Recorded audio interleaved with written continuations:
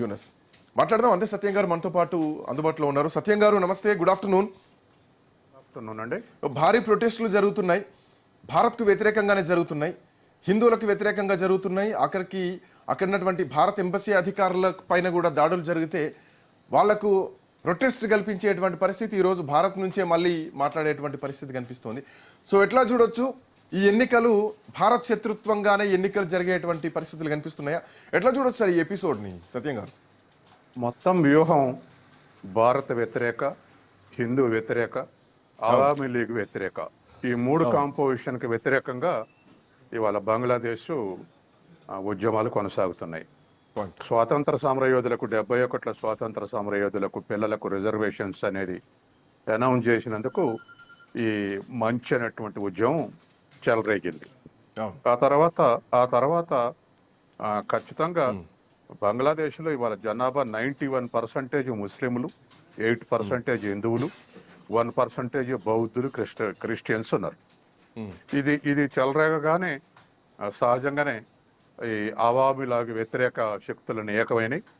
తర్వాత secular స్టేట్గా declare చేసుకున్నటువంటి బంగ్లాదేశ్ ఇవాళ ముస్లిం ఫండమెంటలిస్టులు ఐఎస్ఐతో కుమ్మక్కై ఈ విద్యార్థి యువజన ఉద్యమాన్ని చాలా భారత వ్యతిరేకగా దాన్ని తీర్చిదిద్దారు. ఈలోపు యూనస్ని అది ఆధ్వర్యంలో అధికారంలోకి వచ్చిన తర్వాత బంగ్లాదేశ్ సిఐఏ కూడా ఎంటర్ అయింది. అనధికార వార్తల ప్రకారం వాళ్ళు 1-2 సార్లు బంగ్లాదేశ్ ఇంటెలిజెన్స్ తోటి చర్చలు జరిపి వెళ్ళిపోయినట్టుగా తెలిసింది సీక్రెట్ గా. కాబట్టి ఇది మొత్తం కూడా ఇంటర్నేషనల్ బ్యాకింగ్ ఖచ్చితంగా సిఐఏ ఉంది.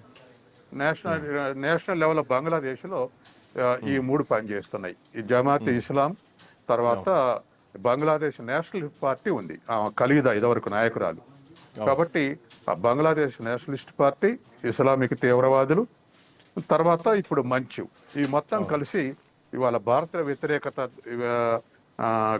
రెచ్చగొడతా ఉన్నారు, కొనసాగుతా ఉంది.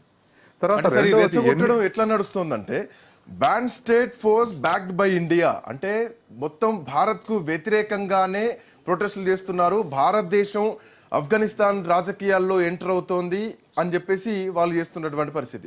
నిజానికి భారతదేశం ఆఫ్ఘనిస్తాన్ రాజకీయాల్లో బంగ్లాదేశ్ రాజకీయాల్లో ఎంటర్ అవుతోందా? బంగ్లాదేశ్ రాజకీయాలు శాసించే స్థాయిలో భారతదేశం ఉందా? ఏమైనా సజెషన్స్ ఇచ్చిందా? అది కొత్తగా ఎంట్రీ ఘట్టం కాదు, బంగ్లాదేశ్ విముక్తి చేసిందే భారతదేశం. Of course. తర్వాత దానికి నాయకత్వం ఇచ్చింది ముజిబుర్ రెహమాన్ ఇవాళ కూతురు ఈవిడ మనకు షేక్ హసీనా. కాబట్టి ఇది ఒక వారసత్వ సంబంధాలుగా కొనసాగుతుంది.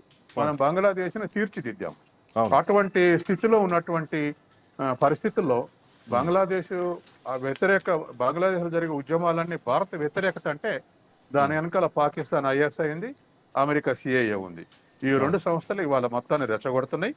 తర్వాత ఇంకొకటి ఏమిటంటే, ఇది జరిగిన తర్వాత గత 71 నుంచి వరకు 56 ఏళ్లలో పాకిస్తాన్ కు బంగ్లాదేశ్ కు వాణిజ్య సంబంధాలు లేవు. కానీ ఇప్పుడు రెండింటి మధ్య ట్రేడ్ అగ్రిమెంట్ చేసుకోవడానికి ప్రయత్నాలు చేస్తున్నాయి పాకిస్తాన్. కాబట్టి పూర్తిగా బంగ్లాదేశ్ ని అమెరికా ఫోల్డ్ లో, తర్వాత పాకిస్తాన్ భారతదేశ మిత్రత్వంగా తీర్చిదిద్ది భారతదేశానికి వ్యతిరేకంగా ఎక్కుపెట్టబట్టడానికి ఇవాళ ఈ ఉద్యమాలు జరుగుతున్నాయి. తర్వాత ఎలక్షన్స్ అనే పేరు కూడా ఇవాళ ఫిబ్రవరి ఎలక్షన్స్ కూడా అవామీ లీగ్ లేకుండా నిషేధించారు, ఎలక్షన్లో పాల్గొనకుండా. కాబట్టి అది ఎలక్షన్లు తొత్తటమే తప్ప నిజంగా డెమోక్రటిక్ ఎలక్షన్స్ కావు. ఒక మేజర్ పొలిటికల్ పార్టీని నిషేధించి ఎలక్షన్స్ అని పోవటం అనేటువంటిది అది తొత్తటం కోసం చేసినటువంటి పని. తర్వాత యూనిస్ అధ్యక్షతలో ప్రభుత్వం ఏర్పడిన తర్వాత అవామీ లీగ్ కార్యకర్తలు 4177 మంది చనిపోయారు, మర్డర్ చేశారు. దాంతో బహుశా ఎవరో ఒక దీని వారసులో లేకపోతే దీని రాడికల్స్ ఖచ్చితంగా ఇవాళ ఉస్మాన్ హాదీ మీద దాడి చేసి ఉంటారు. తర్వాత రెండోది డైల్యూట్ అవుతుంది మూవ్మెంట్, స్టూడెంట్ మూవ్మెంట్ కానీ యూనిస్ గవర్నమెంట్ కానీ డైల్యూట్ అవుతుంది. కాబట్టి అవామీ లీగ్ను డిఫెన్స్ లో పడేయాలంటే ఈ మర్డర్ చేయాల్సిందే. మళ్ళీ ఉద్యమాన్ని పునర్జీవింపజేయాలి. తెలంగాణ ఉద్యమంలో ఎట్లయితే శ్రీకాంత్ చారి చనిపోతే ఎట్లా ఉవ్వెత్తన ప్రజలు రంగంలోకి వచ్చారో, హాదీని చంపేసి బంగ్లాదేశ్ ప్రజల్ని రెచ్చగొట్టడానికి పనికొస్తుందనేటువంటి ఎత్తుగడ కూడా దీని వెనకాల ఉండి ఉండొచ్చు. కాబట్టి ఈ అన్ని కూడా పరిణామాలు హాజీని చంపేసి దాన్ని హిందువుల మీద భారతీయుల మీద నెట్టేస్తున్నారు. ఇటు ఇక హిందువును చెట్టు కట్టేసి కొట్టి చంపేశారు, కాల్చి చంపేశారు. దాని మీద కనీసం రెస్పాండ్ అవ్వడం మానేసి సో మళ్ళీ భారతీయుల మీదే అక్కసక్కుతూ విషం గక్కుతూ చేస్తున్నటువంటి పరిస్థితి. ఇవాళ బంగ్లాదేశ్ మీద హిందూ మీద దాడి అనేది ప్రత్యేకంగా చూడాల్సిన పని లేదు. భారత మీద దాడి కింద లెక్క. ఎందుకంటే భారతీయులు ఉన్నటువంటి వాళ్ళు మొదటి నుంచి ఉమ్మడి భారతదేశం ఉన్నప్పుడు బెంగాల్ ఎట్లా ఉన్నారు, అక్కడ కూడా ముస్లింలు ఉన్నారు, హిందువులు ఉన్నారు, అందరు ఉన్నారు. దేశం విడిపోయిన తర్వాత శరణార్థులు వచ్చిన వాళ్ళు వచ్చిపోతే మిగతా వాళ్ళు అక్కడే ఉండిపోయారు. ఎందుకంటే ముజిబుర్ రహమాన్ ఆధ్వర్యంలో సెక్యులర్ స్టేట్ గా డిక్లేర్ చేసి కాబట్టి వాళ్ళు కూడా ఇష్టపడరు అక్కడ ఉండటానికి. కానీ ఇప్పుడు ఫండమెంటలిస్టులు రెచ్చగొట్టడం, ఈ వ్యతిరేక ఉద్యమాలను ఏకం కావటం, దీని వెనక ఖచ్చితంగా అమెరికా, పాకిస్తాన్ ఇంటర్నేషనల్ బ్యాకింగ్ ఉంది. భారతదేశం మరింత ఎలర్ట్ గా ఉండాల్సినటువంటి అవసరం ఉంది. ఎందుకంటే ఇవాళ పశ్చిమాన పాకిస్తాన్, తూర్పున బంగ్లాదేశ్, ఉత్తరాన జంగ్ ఉద్యమంతో నేపాల్ కూడా జోక్యం చేసుకోవాలని ప్రయత్నం చేసింది అమెరికా. కాబట్టి ఇప్పుడున్నటువంటి పరిస్థితుల్లో ఖచ్చితంగా అమెరికా ఎడల కూడా మన వైఖరి స్పష్టం చేయాలి. బంగ్లాదేశ్ లో ఇన్వాల్వ్ కావటం కానీ, బంగ్లాదేశ్ బ్యాకింగ్ చేయటం కానీ అది మా వ్యతిరేకంగా. ఇప్పుడు భారత్ రియాక్షన్ ఎట్లా ఉండాలి అంటే ఇప్పుడు ఎందుకంటే వాట్ ఐమ్ సేయింగ్, పాకిస్తాన్ కూడా ఇట్లాంటి రెచ్చగొట్టే వ్యాఖ్యలు చేస్తూ ఉంటుంది. హిందువులను టార్గెట్ చేస్తే అక్కడ ఓట్లు వస్తాయి, హిందువులను టార్గెట్ చేస్తే వాళ్ళు వాళ్ళ దేశాల్లో హీరోలు అవుతారు. సో నథింగ్ బట్ భారత్ను టార్గెట్ చేస్తే. విషయం ఏంటంటే ఈ రెండు కూడా చాలా చిన్న స్టేట్స్ అనే చెప్పాలి, తుక్కడతో సమానం కొన్ని మాటల్లో చెప్పాలంటే. బట్ ఇప్పుడున్నటువంటి పరిస్థితుల్లో అంటే ఈ 7 సిస్టర్ని మేము ఆక్యుపై చేసుకుంటామని కూడా బంగ్లాదేశ్లో కొంతమంది నిన్న మొన్న వస్తున్నటువంటి మైండ్ వాష్ అయినటువంటి లీడర్లు, ఎలక్షన్స్కి వెళ్ళేటువంటి లీడర్లు మాట్లాడుతున్నారు. భారత్ ఇప్పుడు నిర్ణయం ఆ బంగ్లాదేశ్ చుట్టూ ఎటు చూసినా భారతదేశం ఉంటుంది. ఆ పైన పార్ట్ని ఏమైనా భారతదేశం ఆక్యుపై చేసుకునేటువంటి ఎత్తుగడలు భారత్ వేసేటువంటి అవకాశం ఉందా? భారత్ రియాక్షన్ ఎట్లా చూడొచ్చు ఇక్కడ? ఇప్పుడు చైనా మధ్య ఎంత ఉందో బంగ్లాదేశ్ చుట్టూ కూడా సరిహద్దు అంత ఉంది. 3000 కిలోమీటర్ల పైన ఉంది బంగ్లాదేశ్ చుట్టూ. కాబట్టి అంత పెద్ద సరిహద్దు ఉన్నటువంటి బంగ్లాదేశ్ లోకి గత 30 సంవత్సరాలుగా ఈ 7 సిస్టర్స్ లో ఉన్నటువంటి ఉగ్రవాదులు, అనేక రకాలైనటువంటి ఉగ్రవాదులు, ఈ ఉగ్రవాదులందరికీ గతంలో బంగ్లాదేశ్ ఇష్టం లేకున్నా షెల్టర్ దొరికింది. ఇప్పుడు అఫీషియల్ గా షెల్టర్ దొరికి శిక్షణా కార్యక్రమాలు నిర్వహించేటువంటి అవకాశం ఉంది. అది మనకు బాగా నష్టం చేసేటువంటి అవకాశం ఉంది. కాబట్టి ఇవాళ ఉన్నటువంటి పరిస్థితుల్లో భారతదేశం ఖచ్చితంగా రివెంజ్ ఫుల్ యాటిట్యూడ్ తోటే ఉంటుంది. అంటే బంగ్లాదేశ్ నుంచి ఇన్ఫిల్టర్ కాకుండా చూడాల్సినటువంటి అవసరం ఉంది. అవసరమైతే అటువంటి మిలిటరీస్ ని తరిమి కొట్టేటువంటి పరిస్థితి సృష్టించుకోవాల్సినటువంటి అవసరం ఉంది. కాబట్టి ఏదేమైనా బంగ్లాదేశ్ చుట్టూ విజిలెన్స్ ని పెంచేటువంటి అవకాశం ఉంది. తర్వాత వెయిట్ అండ్ సీ అనేటువంటి పద్ధతిలో చూస్తున్నారు ఇవాళ. ఎందుకంటే డెమోక్రటిక్ ఎలక్షన్స్ రాబోతున్నాయి అనుకున్నాం మనం, కానీ తీరా ఎలక్షన్స్ లో అవామీ లీగ్ నిషేధించబడింది అన్న తర్వాత మనం కాస్త డిస్కరేజ్ అయ్యాం.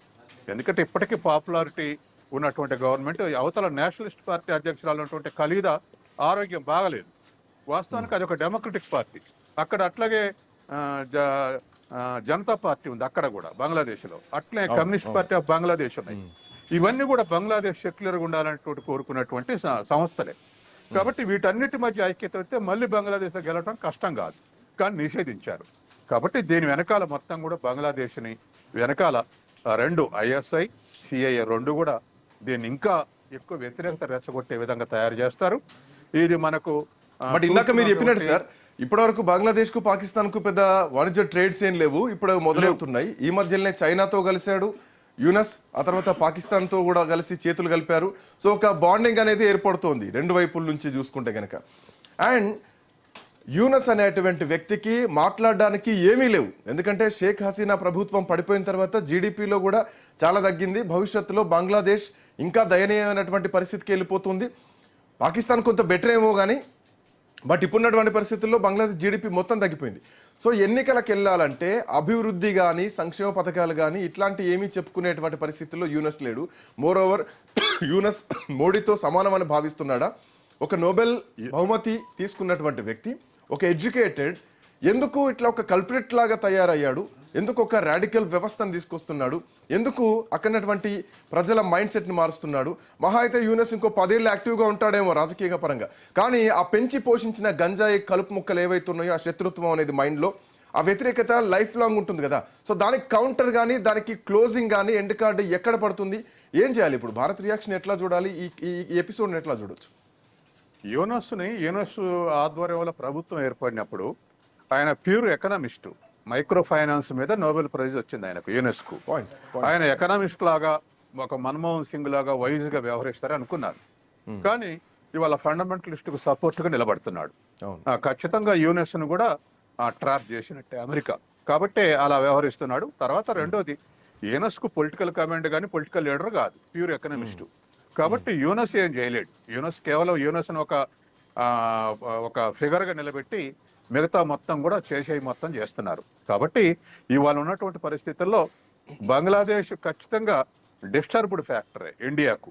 అందుకని భారతదేశం చాలా జాగ్రత్తగా అవామీ లీగు మళ్ళీ అధికారంలోకి వస్తే సబ్సైడ్ అయిద్దని అనుకున్నారు. కానీ రోజు రోజుకు అటువంటి సిచ్యువేషన్ రాకపోతే ఇప్పుడు హాది హత్య జరిగింది. అంటే ప్రశాంతంగా వచ్చింది, తర్వాత వీళ్ళు కూడా డైల్యూట్ అయ్యారు, ఈ మంచి విద్యార్థులు కానీ మిగతా వాళ్ళు డైల్యూట్ అయ్యారు. తర్వాత హింసా చర్యలు కూడా జరగవు, ఈ ఎలక్షన్స్ పోతున్నారు అనుకుంటే సమయంలో అవామీ లీగ్ని నిషేధించి తర్వాత హాదీని హత్య చేసి తర్వాత ఒక హిందూ యువకుడిని కాల్ చేసి ఈ వైరుధ్యాన్ని పెంచి బంగ్లాదేశ్ మళ్ళీ ఈ గొడవలు సస్టైన్ కావటానికి, ఫిబ్రవరి వరకు సస్టైన్ కావటానికి ఇది ఒక ప్రోగ్రామేటిక్ గా ఇంప్లిమెంట్ చేస్తున్నటువంటి స్థితి మనం చూస్తున్నాం. కాబట్టి ఖచ్చితంగా సరే, ఇవాళ ఇంకొక క్వశ్చన్